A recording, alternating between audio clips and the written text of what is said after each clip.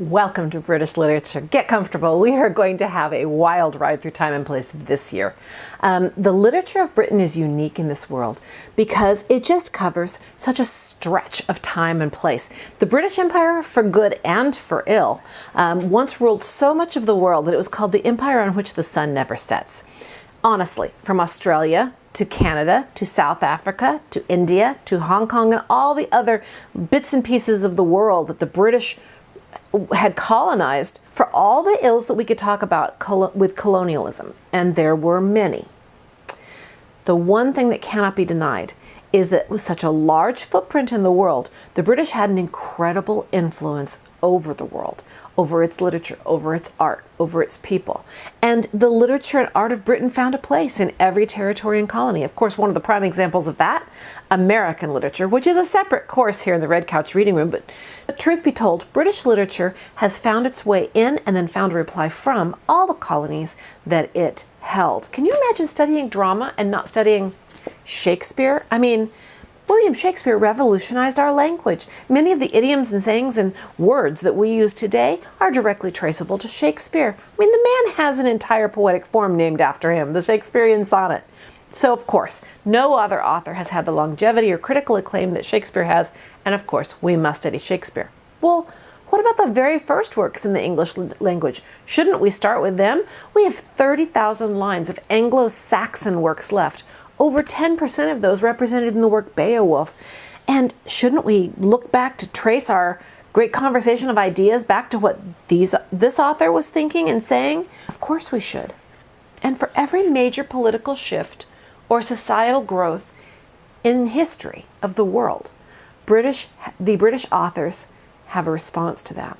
British literature has been there and has responded. You know, the thing is, every genre of literature has its particular themes, and British literature is no different. American literature is all about pushing the envelope of freedom, right?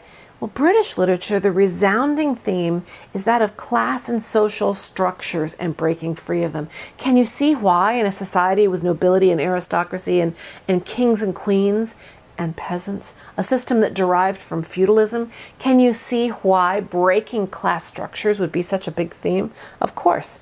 And so in Chaucer's amalgamation of pilgrims that come together in the Canterbury Tales, through Jane Eyre, a governess who is without recourse to take charge of her life because of her position, to Dickens' Tale of Two Cities, he takes on class strata head on and heads off, right? Straight through to Golding's Lord of the Flies, where he talks about the struggle between good and evil in greater society and an individual man. British literature is rich in all that's good in literature. For every era or epoch in the arts, British literature has a master of it. And while we cannot study them all, we're going to do our best to sort of hit the highlights as we go along. When the first beginnings of English literature, we're going to be there with Beowulf. And immediately we're going to realize it sounds so familiar, a bit like an old friend. For many of us who grew up with Lord of the Rings and The Hobbit, we're going to be pleasantly surprised to discover ring givers and lords and thanes and honor and integrity and the Great Hall, all right here in Beowulf. And we're suddenly going to understand what inspired J.R.R. Tolkien as he set out to create a mythology anchored in the ancient legendary history of England. Beyond that, we have the unexpectedly funny and fun Canterbury Tales. Some of those tales are so bawdy that we can't even read them in class. The wry humor and the slapstick fun and the specific characterizations are surprising and give us a glimpse into life in the 14th century that we might not have expected otherwise. Oh yes, we have to read Chaucer. And there's King Arthur and the Knights of the Round Table and Lancelot and Guinevere. And those are all just in the very first unit of medieval literature. There are so many authors in British literature that are legendary, that are masters, that the problem any teacher has in trying to compose a course of British literature isn't finding the books to read. It's how in the world do I exclude these gems? There are so many gems. How do you leave a diamond out? But we have to. We have to choose. So in this class, I try to choose books that have themes that speak to us today as well, as to their intended audience. For example, we're never going to force a book to say anything other than what it says. But Is there a struggle today between science and ethics? Does science have moral bounds? Should a scientist pursue a course simply because he can, for the purpose of scientific discovery, or should he be bound by ethics? What are the moral implications of playing with life or death? All right here in Frankenstein. What about Tale of Two Cities? Charles Dickens illustrates the struggle to bridge the gap between the very rich and the very poor. And Charles Dickens take to task any on either side who loses their humanity along the way in the pursuit of material gain or revenge. We see a definite shift in worldview between Beowulf and Tale of Two Cities in that way. For those of you who might be wondering, so how's this class going to work? What's it all going to entail? Let me tell you, it's going to have 4 parts. Okay. First of all, this course, as all Red Couch reading courses, is a literature survey course. We're going to take a genre of literature and examine it from beginning to as close to the end as we can get. Okay, a good span in this case of well over 1,000 years. Literature survey classes, I think, are the best way to begin a study of literature, especially to study literature in high school, because it builds a closet for you of historical and social applications, so that any other class you take in future years, if you want to take an intensive Nathaniel Hawthorne or a class on 19th century drama, you have a closet into which to hang all of those facts in this larger scope of literature and art and history and society. Okay, so if you want to take a class later on where 1 or 2 books is studied a semester and you look at every single word and every detail and every literary device, I think that's great. But I think this is going to provide the foundation that will make that class make more sense. Okay, so literature surveys are fast-paced, they're reading intensive, and they cover a broad swath of literature from the era or source being studied. So you're going to have this overview of British history and literature. Does that make sense? Okay, so on the other hand, if you don't really see yourself taking a lot of literature courses in the future, what this course will do for you is build this great closet. And as you go through life, you're going to accumulate ideas, you're going to read other books, you're going to see movies and things are going to seem familiar. It's a great just foundation for life in general. Okay, so literary analysis is going to be the first thing. We're going to read some great books.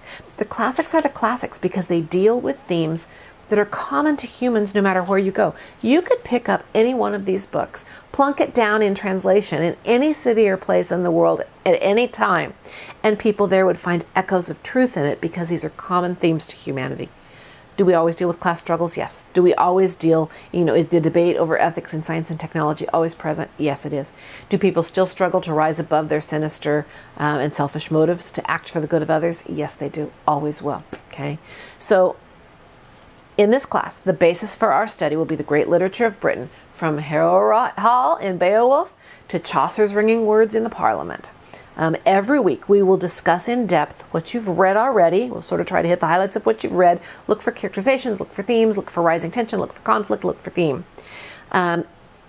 We'll summarize all the best parts. We'll answer your homework questions. You'll do some in-class work, grammar, vocabulary, some in-class worksheets to help you get the most out of the literature and the texts that we're working with. You'll have a reading comprehension quiz every week. Just a way of awarding you points for reading, right? And paying attention. And then at the end of the class, after you've done your in-class work, there'll be a short video, very short, where I go over the next week's reading, kind of post some road signs for you. Here's what to watch out for. Here's what to look for in this coming week's reading. Okay. Second thing we're going to do in this class, we're going to consciously enlarge our vocabulary and our grasp on the English language. Again, always rooted in the literature we're reading, okay? Every unit will have 25 words drawn from the literature, and you may be familiar with these words already, but here's the thing. We're going to use them in games. We're going to use them in sentences. We're going to quiz over them. We're going to study them. And hopefully what that's going to do is move these words, if you're even already familiar with them, they may be in your passive vocabulary. I want to help you move more words into your active vocabulary so that you're using those words in writing and in speaking. The English language has over 200,000 words. Some estimates go as high as, almost 1 million words. In an average adult's vocabulary, there are 20,000 words in a passive vocabulary. Yet we only use, depending on the person, between 2,000 and 5,000 words for 99% of our speaking and writing. let's move some of those words. Let's get more words in our passive vocabulary and our reading vocabulary, and let's move more of them into our active vocabulary so that we're more expressive and we're using more imagination and creativity in both our writing and in our speaking. We'll become much more interesting people and more interesting writers. Okay. Third thing, as you study the literature, you are going to respond to it. Yes, there will be a writing component in this course, but you're going to receive a packet of possible writing assignments, 8 to 10 possible writing assignments, literary analysis, research, creative assignments, and it's going to be your choice.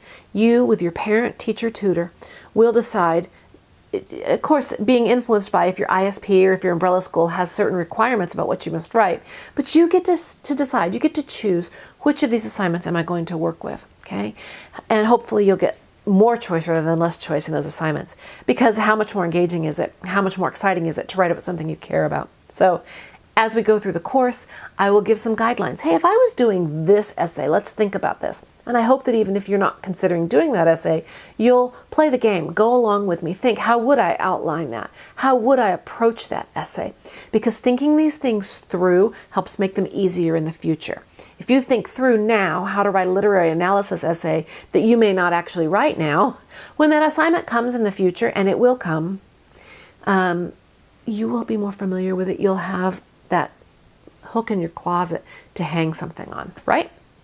Because the truth is, reading great literature makes you a better writer. You start to assimilate some of that vocabulary and sentence structure and phrasing that they use into your own mental toolbox, okay, your writer's toolbox that you carry with you. And as you deal with that more complex and varied sentence structure in literature, it increases your mental muscle. The first time you encounter Dickens, if this is going to be your first read through Dickens, this is not an easy book to read. And it will be hard slogging. By the end of the book, you're going to be, oh, that's not as hard as it was at the beginning, because you become used to his phrasing, used to those sentences that have phrase upon phrase upon phrase upon phrase that we just don't do anymore, right? Second Dickens novel you read is like a snap. You're building your mental muscle. You're building your ability to read and comprehend and understand. You're building your comprehension. We're also going to build into you that ability to read between the lines that is so valuable, not just in reading, but in life and in social interaction. All right. So this will all lead, being able to use more complex sentence structure, having more mental muscle that enables you to use a larger vocabulary and more varied styles will all make you a more mature and a more sophisticated writer. It will vastly improve your college entrance essays as well. So the fourth thing, finally, we are going to study this great little book this year.